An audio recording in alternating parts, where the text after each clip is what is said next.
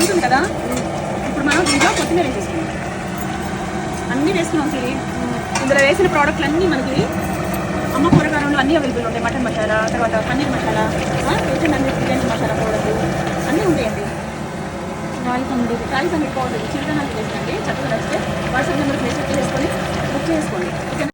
సంగటమా పట్టు పట్టేయాల వేడిగా ఈ షేర్వాతో చూడండి. దీన్ని బాగా కలిపి కలిపి కలిపి ముద్ద చేసేసి తలకాయ కాళ్ళ కూర వేసుకొని తింటే దెబ్బకి జలుబు దగ్గు ఏదైనా ఉన్నా సరే దెబ్బకి పోయింది. మన దగ్గర ఈ సంగటి పౌడర్ ఉంది సిరి. ఇది చిరుదనాలతో చేసిన మల్టీగ్రెయిన్ రాగి సంగటి పౌడర్ ఉంది. ఇందులోన రాగులు, ఒరుగులు, సజ్జలు వేస్ట్ చేసిన పౌడర్, ఉప్మా పౌడర్ కూడా ఉంది మన దగ్గర. బీపీ షుగర్లు ఉన్నోళ్ళు వైట్ రైస్ అన్నం తినడం వాళ్ళకి ఒక బంగారం లాంటిది అనుకోవచ్చండి. చిరుధాన్యాలు తింటే బోన్స్ స్ట్రాంగ్గా ఉంటాయి.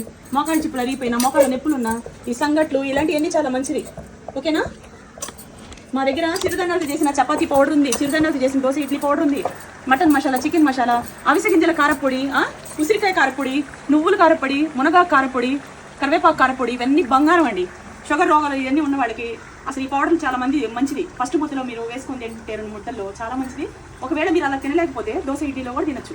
ఇవన్నీ హెల్త్కి మంచిదని ఈ ప్రోడక్ట్లు అన్నీ కూడా చిరుధాన్యాలు చేశానండి. ఇది మటన్ తలకాయ కాళ్ళ కూరలు అండి. తలకాయ కాళ్ళు వేసి మటన్ భేజా వేసేసి ఇప్పుడు వేయాలి. ఇదిగో ఇది వేసేద్దాం. ఓకేనా?